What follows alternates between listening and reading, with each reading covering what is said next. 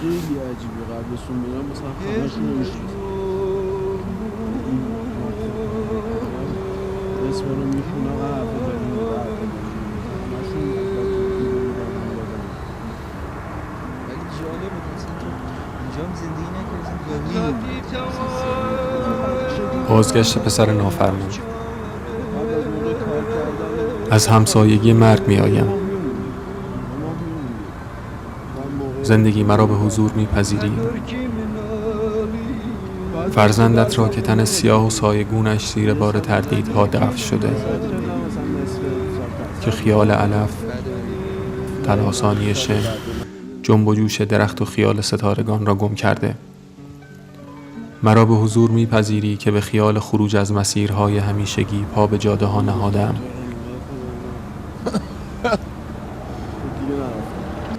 شاید راهی گسترده شود، نه همان همیشگی.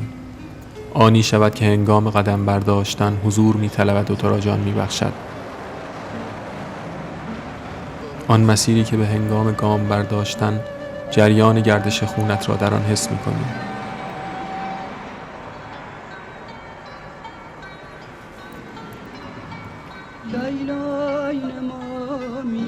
چشمهایت را می گستراند. خروج از همیشگی، امید.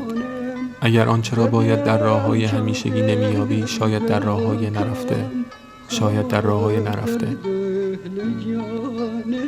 به زادگاه دوستم سفر می‌کنیم و زادگاه مادرم. آنجا همراهی مادرم را یادآور می‌شود و حالا کوه‌ها که ما را در آغوش می‌کشند، منظر به مثابه عشق بازی. و سلام بر برف سرخ که از خون من تر می شود، از خون ما تر می شود. ای برف، نامت را به من بگو تا طنینش را به خاطر سپارم. شاید زیر این آفتاب سفید آن را به خاطر بسپارم. این را که چقدر با این سفیدی عجین بودی، این همه کلاغ و دانستن این که رد پای همگی من محو می شود. آب جاری و این کلام پرمغز که آسیاب به نوبت. ورقها حالا دست ماست و هیچ کداممان آس نداریم. نوبت بازی ماست و دل به بازی نمی دهیم. همگیمان پاکتر می شویم. دل و رخت و لباسم در این برف شسته می شود. برف دستم را می گیرد و تنم را می شوید. سلام بر برف. با چه زبانی باید پاسخت دهم؟ می توانم زوزه بکشم. زوزه با این سفیدی عجین است. او او او او او او او او او.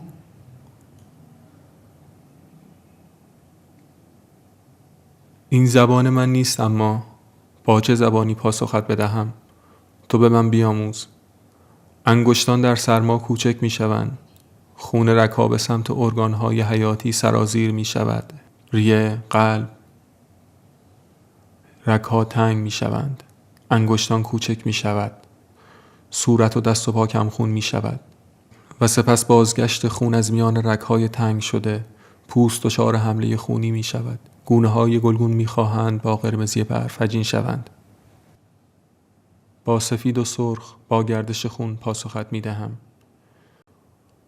امید ریاضیاتی، زیبایی بخش بر احتمال. چنین احتمالی این عبادتگاه حجاری شده را پیش پای ما نهاده. ورقها در دستان ماست و ما روی برگی شرط می بندیم که کمترین احتمال را دارد. روی باریک ترین احتمال ها، اما زیباترین آنچه می شناسیم. برف و صخره هر دو از جنس نیایش می شوند. سلام بر دستان بشر.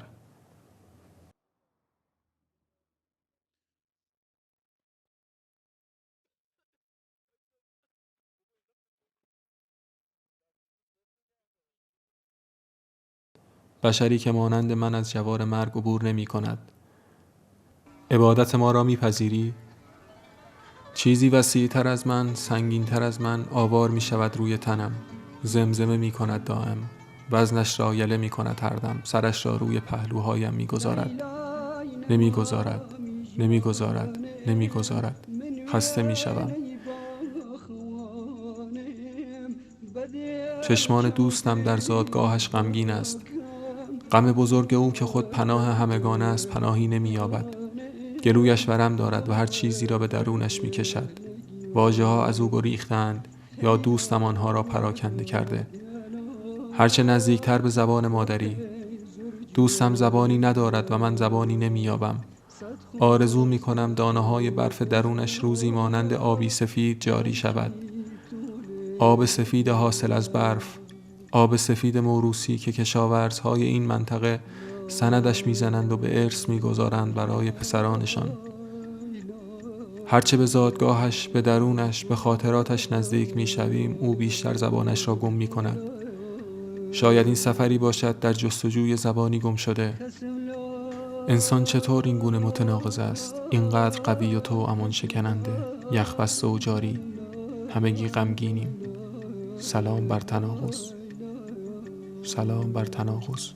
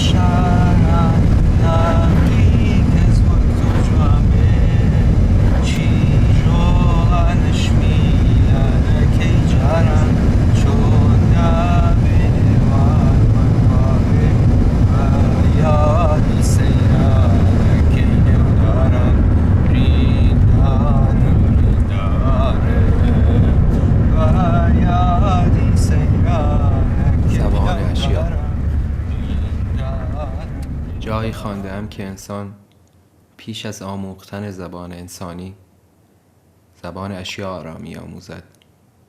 پیرامون با کودک حرف می‌زند و او را می‌آموزاند. جایی خوانده‌ام که انسان هیچگاه این زبان را فراموش نمی‌کند. زبان اشیاء صلب است. تغییر نمی‌کند یا تغییرش دشوار است. همیشه درونت زمزمه می‌کند.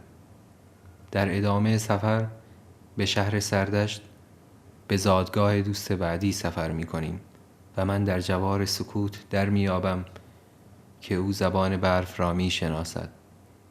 منظره‌ای که ناآشناست با قرص ما همراه می‌شود. در تاریکی به گشودگی مردمی پذیرفته می‌شویم که در جوار اشیایی دیگر زبان آموخته‌اند. این منظره چه خوش به آنها می‌نشیند. زبان آنها را نمی‌شناسم. درخشش ستاره ها را در چشمانشان باز می‌یابم. این منظره چنین بر من گشوده می‌شود. ساده، سرسبز، پرستاره.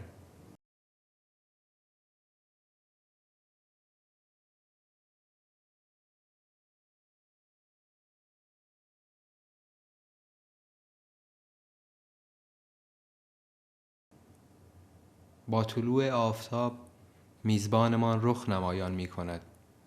مانند رسانه‌ای تمام زندگی در او رخنه کرده. بدنش برایم قصه می گوید. میشنومش، جاری می شود در ما. وقتی شروع به سخن گفتن می کند هیچ چیز نمی فهمم. زبان انسانیمان یکی نیست. اشیاء پیرامونمان یکی نیست.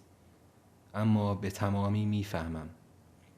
در این سفر برای اولین بار بی تلاشی سخن گفتن مقدر می شود. در جوار مرگ جوانه زندگی درونم میکارد مادر دوستم. چه غنی میتواند باشد انسان. بعد از خداحافظی میان تاریکی و غم به سوی مقصد بعدی، نور ماه بر اشکهای نقره دوستم میبارد.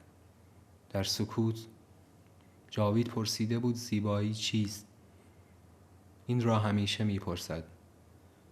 آیا اشکهای دوستم یک پیشاگاهی است؟ آیا او چیزی را دریافته که قرار است بعداً روی دهد؟ در میان تاریکی میبینم که گردنبندش پاره میشود. نگران نیستم. پیشاگاهی لکنت دارد. فکر میکنم سخن گفتن تنها این گونه ممکن است. بدن ما به اندازه بدن او با آسمان هماهنگ نیست. بعدها میفهمیم این اولین و آخرین ملاقاتمان با آمین خانم بوده. چرا که از میان ما رخت میبندد. از بختیاری ماست که از او یادگار گرفته ایم. برای خلق نو باید نیمه جان را کشت. این است خونی که بر منظره میریزد. سلام برغم. این دانه های ریز سفید به مثابه اشک های نریخته. جایی خوانده‌ام در سرما انسان بهتر استعاره را درک می کند.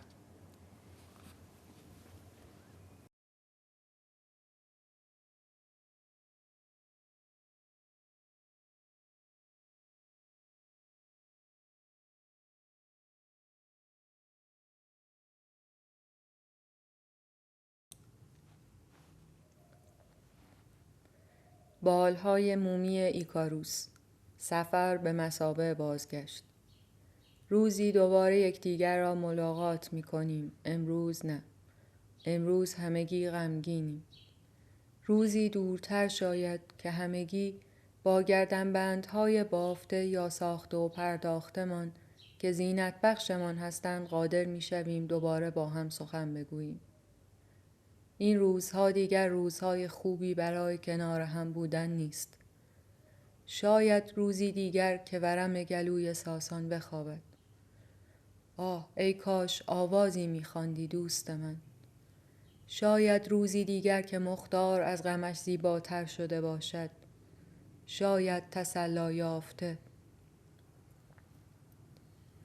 روزی دیگر که جاوید دوباره در هماوایی با موسیقی زیباترین طنین‌ها را بپراکند. حالا سکوت را می‌نوازد. در شهر سوم زادگاه دوستم کاوان من در میابم که او به چه جان کندنی زبان اشیایی را که پیشتر آموخته فراموش کرده تا زبانی نو بیاموزد. در زادگاه او نزد آب سفر می کنیم. در زادگاهش که مانند آب شفاف است. این آبها را در خواب دیدم. پیش از این به آنها سفر کردم. این تپش آشناست.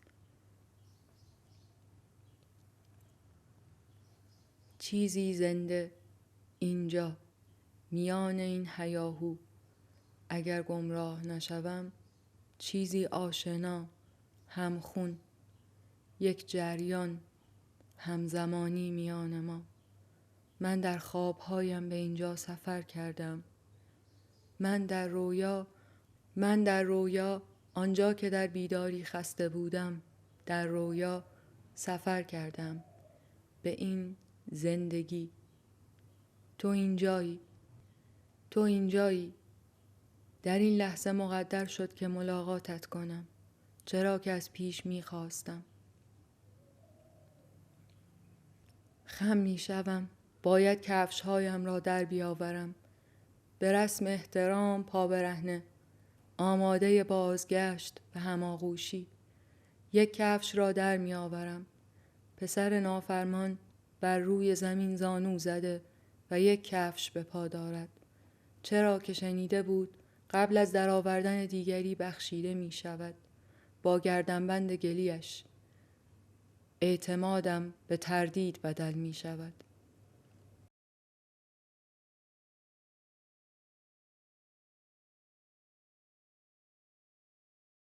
ایکاروس تو اینجایی؟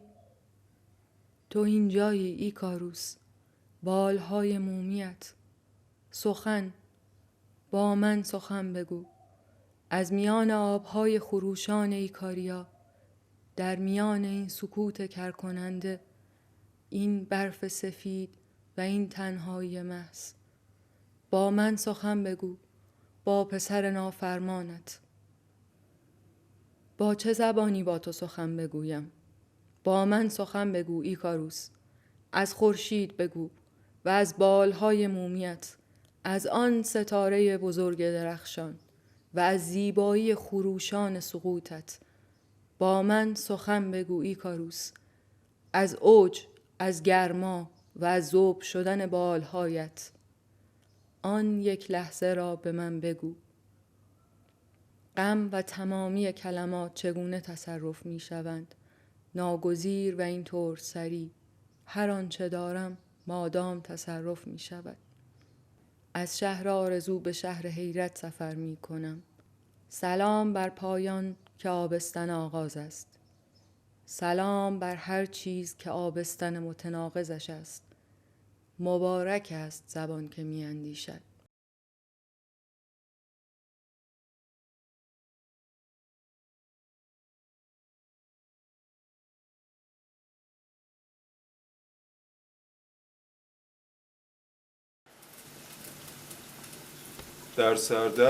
در سردشت کسی به مرگ طبیعی نمی میرد.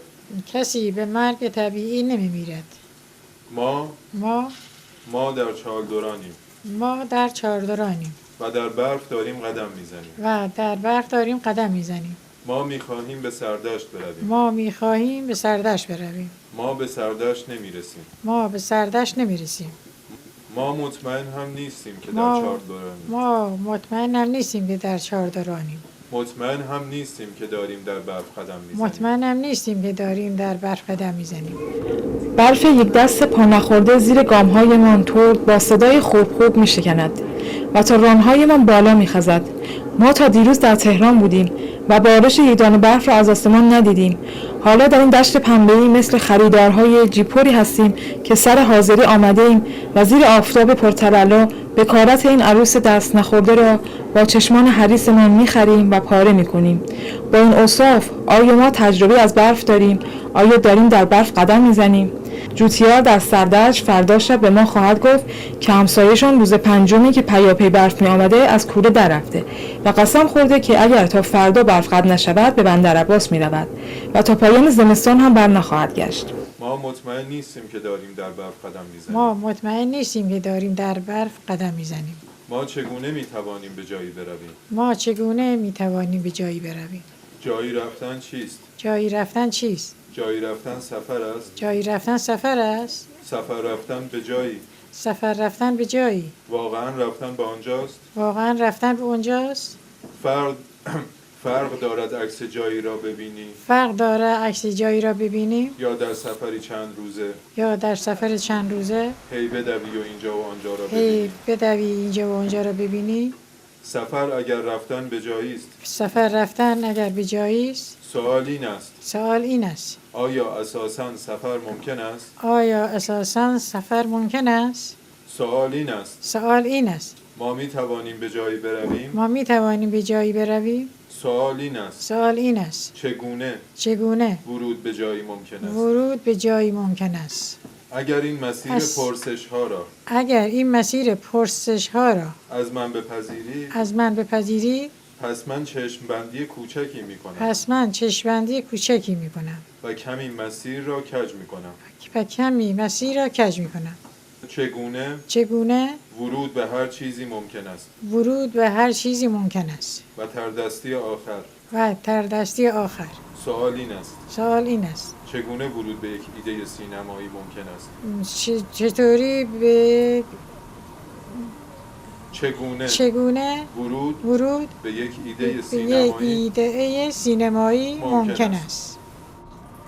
تو یک روز نشسته ای جایی و چیزی به ذهنت میرسد. یک ایده مثل کک است، مثل نطفه است در رحم، مثل ویروس است.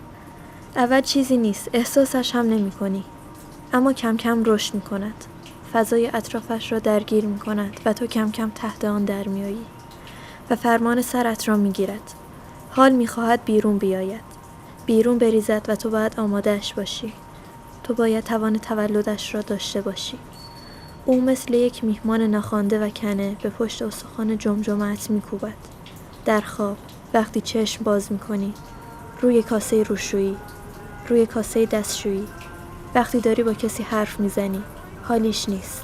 میخواهد بیاید و تو باید آمادهش باشی وگرنه میکوبد که مرا خارج کن.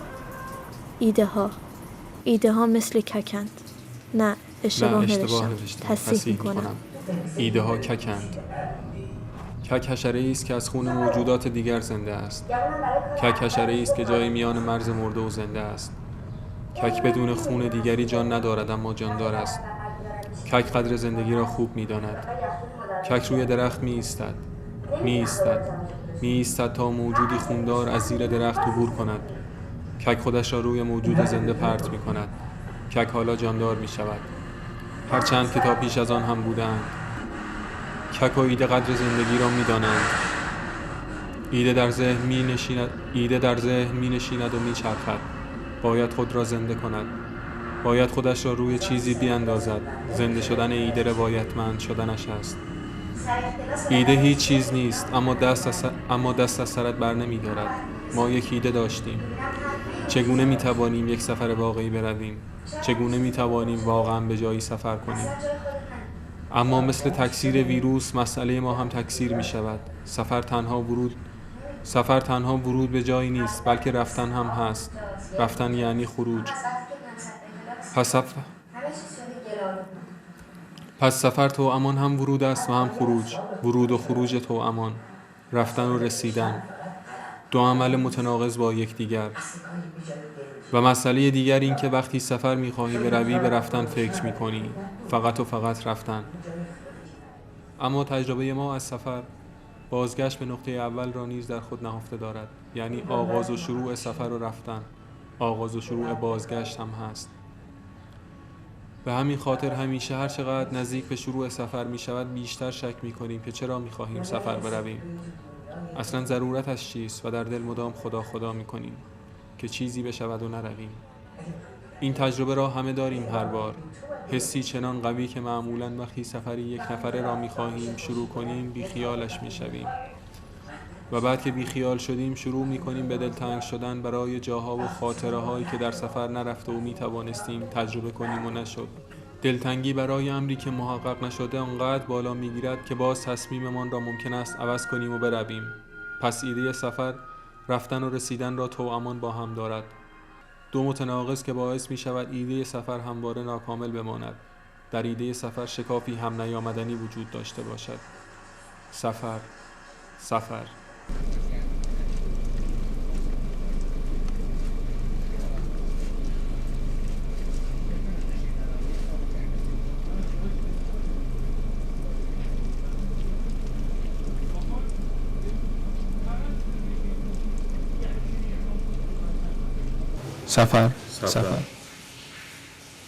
آمادم که به سفر بروم. ایستادم زیر نور نارنجی زیر نور نارنجی کمرنگ در کوچه ایستادم. زهرا بالاست و آخرین وسایل را جمع می کند و من در کوچه زیر نور نارنجی کمرنگ تیر چراغ برق منتظر آمدن کاوان، ساسان و مختار ایستادم. پری کوچک و سپید به سپیدی دانه های برف بسیار آرام پایین می آید و به جوی پرصدا و پر از آب جلوی خانه ما نزدیک می شود. آنقدر آرام که انگار دارد پایین نمی آید. تعلیقی چنان کش آمده که خود تعلیق به تعلیق در می آید و معلق می شود. مادرم برهنه زیر صدای آب صدایم می زند. وارد می شوم. چراغ رختکن نارنجی پرنور است و وقتی برهنه وارد حمام می شوم چراغ سوخته و از نور رختکن تنها نوری کمرنگ و نارنجی داخل حمام را با تاش‌های کم توان روشن کرده. به رنگامیزی نقاشی‌ها از جهنم می‌ماند. مادرم عادت داشت که زیر جوشترین آبها ما را بشوید.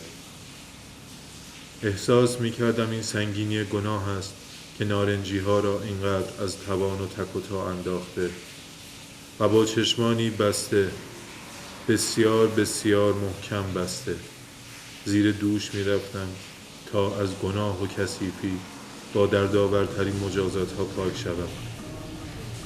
چند ماهی بود که احساس می‌کردم در حمام کودکی گیر افتادم، اما پاک هم نمی‌شوم. چگونه می‌توانستم از حمام بیرون بیایم؟ آیا منم که دارم در برف‌ها راه می‌روم؟ آیا ممکن است در برف‌ها راه رفت؟ آیا کسی از شماها می‌تواند به من بگوید که برف‌ها سفیدند یا نارنجی؟ در مرزها سفر می‌کردیم. مرز غربی کشور، از گوش گربه تا رودش، و همه‌اش برف بود. دیگر نمی‌دانستم داریم به جایی می‌رویم یا نه. سرمای برف تمام صحنه را پر کرده. دیگر معلوم نیست که با هم نشسته‌ایم و به پرده خالی زل زده‌ایم یا به تصاویری که ما گرفتیم. برف‌های نارنجی همه جا را پر کردند. در برف‌ها گیر افتاده‌ایم. نمی‌رویم و نمی‌رسیم. سفر غیر ممکن است. آیا می‌دانی کک چقدر می‌تواند منتظر بماند تا یک موجود زنده از زیر درخت بگذارد و خودش را رویش بندازد؟ 12 سال. حالا می‌فهمید چرا کک اینقدر محکم به موجود می‌چسبد؟ چون تنها او قدر زندگی را می‌فهمد. مثل پیرمردی که تمام زندگیش زندگی نکرده و اکنون در آخرین روز عمرش عشقش را که همه چیز را به خاطر علاقه مجنونوار به او باخته، به خاطر علاقه مجنونوار به او باخته می‌بیند جوان مثل همان روزهای اول. تنها او و کک قدر زندگی را می‌فهمد. و ایده می‌خواهد فیلم شود. ایده می‌خواهد زنده شود. آیا می‌دانید ایده چقدر می‌تواند منتظر بماند؟ یک لحظه. و تو امان یک عمر. کم کم دارم همسایه جوتیار را می‌فهمم. تولد ایده روایتمندیش است. روایتمندی ایده مثل سفر است. نه. باز هم تصحیح می‌کنم. روایتمندی ایده سفر است. روایتمندی ایده سفر است. اودیسه اسطوره روایتمندی و سفر توامان است. یک ایده چگونه میتواند روایتمند شود؟ تولد ایده روایتمندیش است، اما همین که میخواهی روایتش کنی بازیش تغییر میکند. آن موقع هر چقدر قدم برمیداری آن لعنتی هم گام پس میگذرد.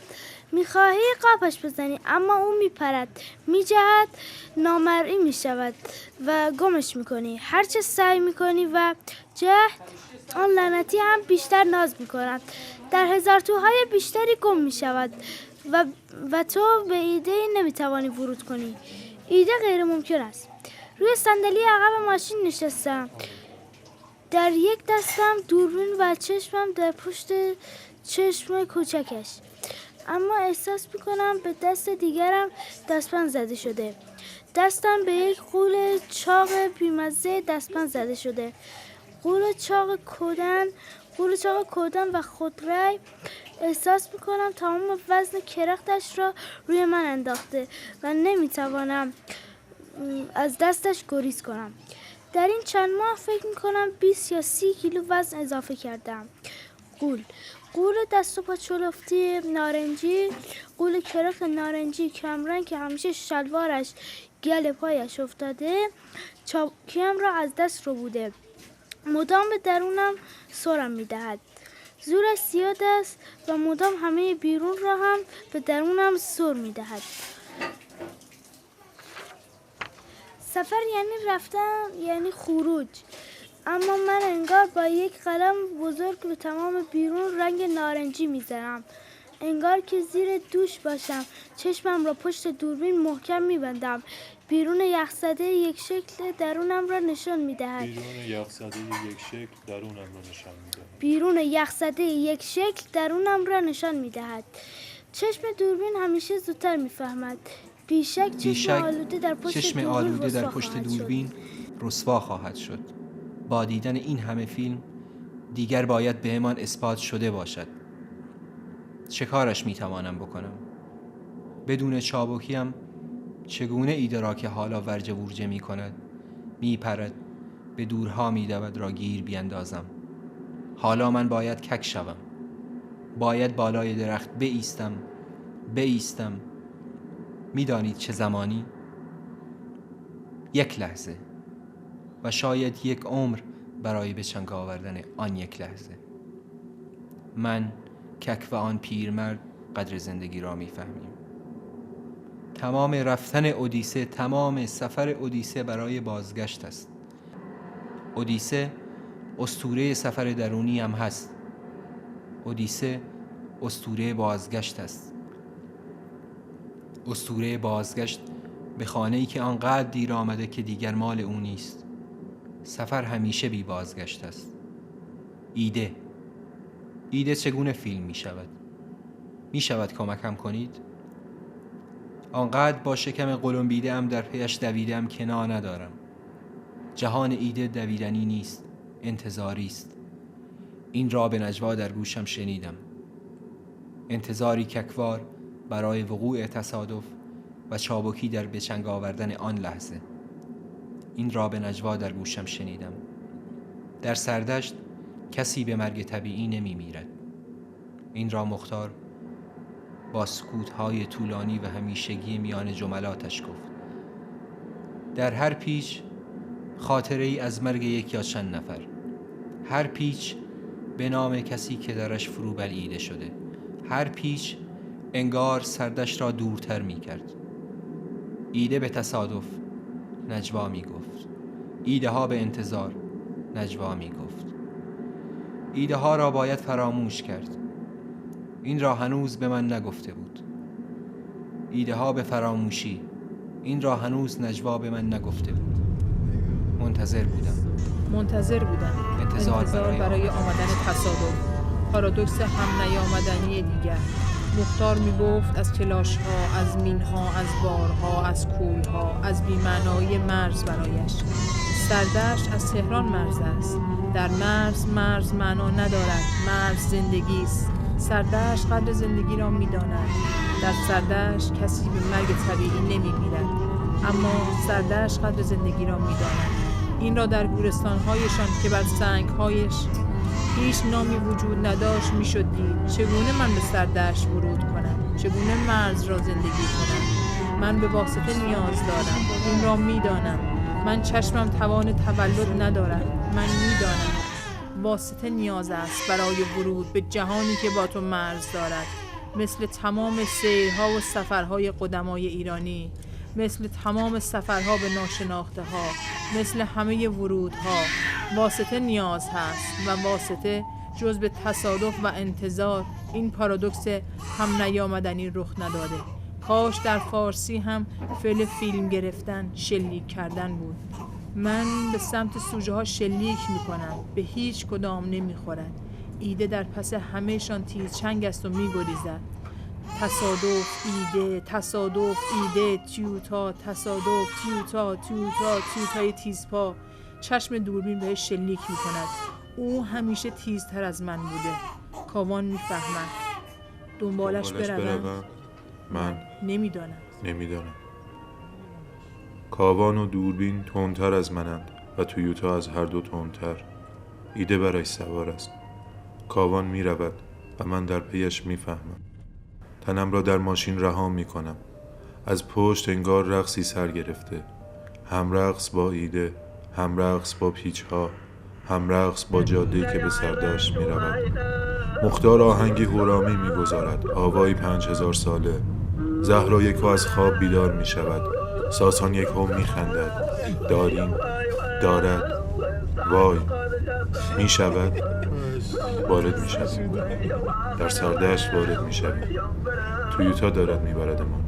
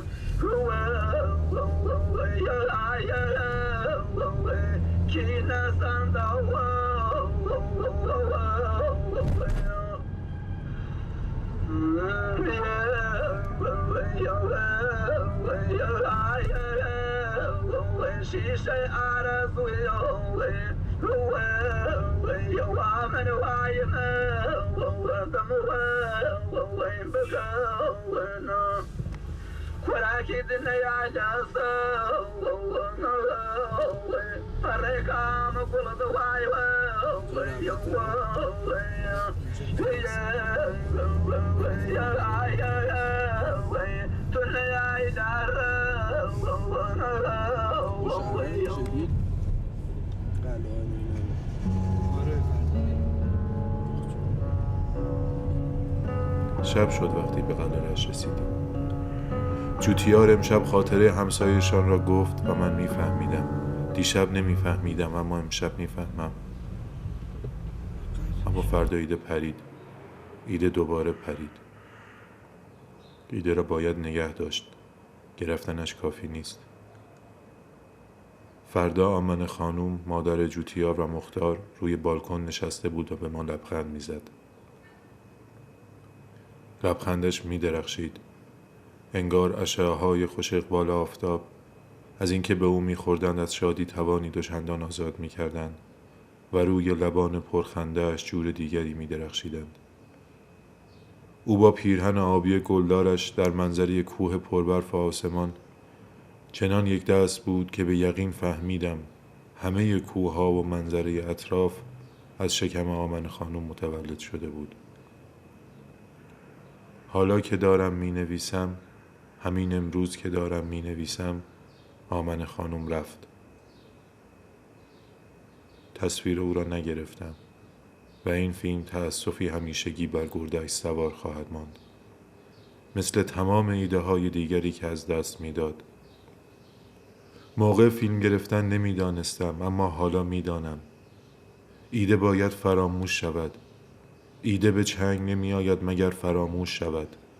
تمام این تصاویر مدام باید از دست می رفت تا این را می یافتم.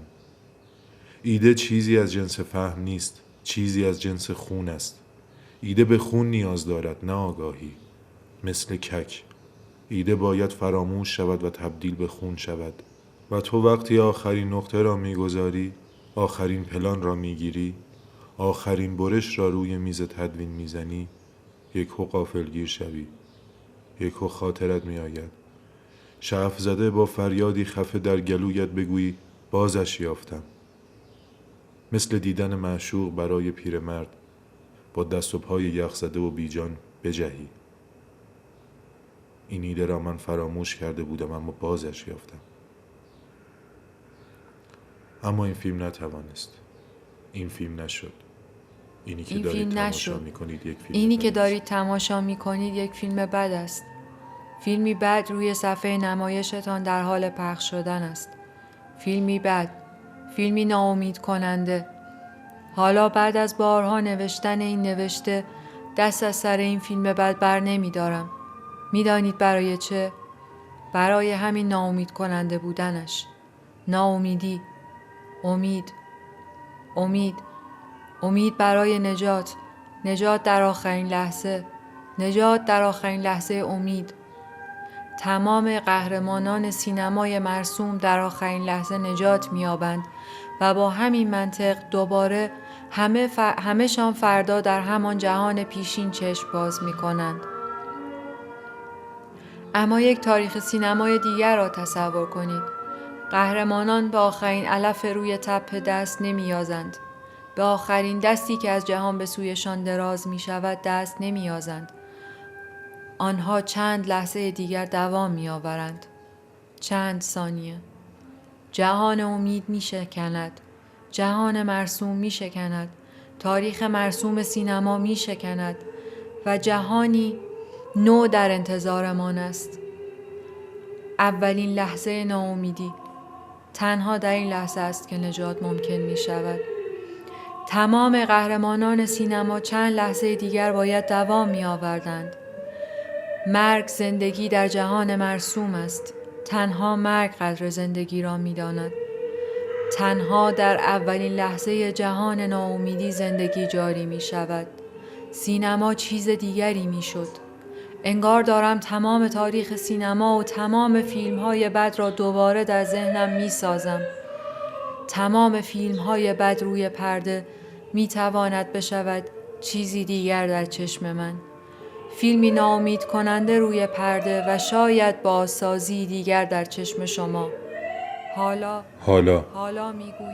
حالا میگویم به تماشای فیلم بد ما خوش آمدید. آغاز